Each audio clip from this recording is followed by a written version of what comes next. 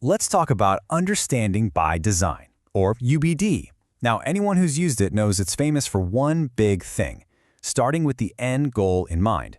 But that raises a really interesting question, right?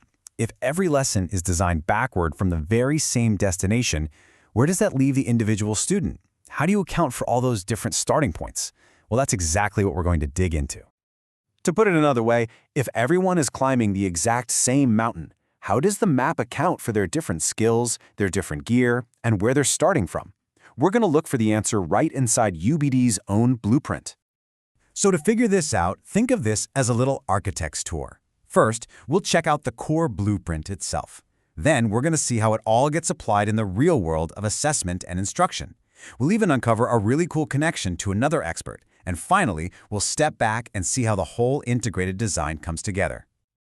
Okay, our tour kicks off in Stage 3. This is the part of UbD where the day-to-day learning plan actually gets hammered out. And you know what? Right away, we find our first massive clue. Smack dab in the middle of Stage 3, you find this really powerful acronym, WHERETO. It's basically a checklist that guides teachers in building out their lessons, and each letter stands for a key step in that process. So you've got the whole flow of a lesson here, from hooking the student all the way to organizing the sequence. But I want you to look really closely at the T. It's an explicit instruction, baked right into the model, tailored to student needs. This isn't some afterthought. It's a core piece of the puzzle. And we're not talking about some vague suggestion here. The framework is crystal clear. It says, tailor the work to reflect individual needs, interests, styles. So, from the very beginning of your planning, differentiation is presented as a direct command, not just a nice idea. And UBD doesn't just, give you this command and then walk away. It actually forces you to confront it head-on with the essential questions that are supposed to guide your planning in Stage 3. Let's look at a couple of them. Now, this first question, this is a total game changer. Notice it doesn't ask if the unit will be differentiated. It asks how. The assumption is already there, that differentiation is absolutely the key to optimizing achievement for all learners. And this is where it gets really practical. This question forces the designer to think about the entire spectrum of students in the room. This is actually a core idea in Universal Design for Learning, or UDL too. This idea of building in options right from the start. It shifts differentiation from being a reactive fix to being a proactive part of the design. So the blueprint is clear, right? Differentiation is built right into the plan. But how does that actually play out in a classroom?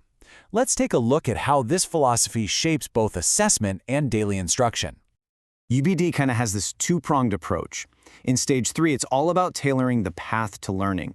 But if you look back at Stage 2, it's about providing flexible proof of learning. The goal is to give students multiple ways to show you what they actually know. So this means building in options and choices for how students are going to demonstrate their understanding. But here's the crucial part. That flexibility can't compromise the validity of the assessment. It's not about making it easier, it's about creating multiple equally rigorous pathways for them to show mastery. And all of this really comes down to the role of the teacher. UBD reimagines the teacher not as a presenter of information, but as a coach of understanding. And what does any great coach do? They don't give every single player the exact same workout, right? They adapt their strategy to get the best performance out of the entire team. And the framework is super explicit about this. It doesn't matter if the teacher is in the middle of direct instruction or if they're facilitating a student-led discussion, differentiation is always part of the game plan. It's this constant, ongoing process. Okay, so the evidence inside the UBD framework itself is pretty strong, but the story doesn't end there. The creators of UBD made this connection even more explicit by teaming up with the single most recognized name in differentiated instruction. And hey, this isn't just my interpretation of how things fit together. The connection between these two big ideas was made official and confirmed by the creators themselves in a pretty landmark collaboration. And there it is, a book co-authored by McTighe, one of the architects of UBD, and Tomlinson, who is the leading voice on differentiation. This collaboration is the ultimate proof. These two ideas aren't just compatible, they were literally designed to be woven together. So let's bring our architectural tour to a close. Let's step back and look at the final design. What's the big picture here? Well, the ultimate goal of UBD is to make learning engaging and effective for all learners. And the main tool it uses to make that happen? You guessed it, proactive built-in differentiation. In this model, you really can't have one without the other. So here it is, the final takeaway.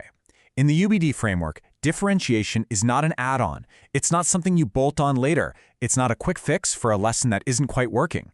It is a foundational thread woven into the very fabric of the design process right from the very beginning. Which really just leaves us with one final thought. If we start thinking of differentiation not as a reaction, but as a core part of the initial architecture, how might that change the way we design learning? It's definitely something I'll be thinking about, and I hope you will too. Thanks for joining me.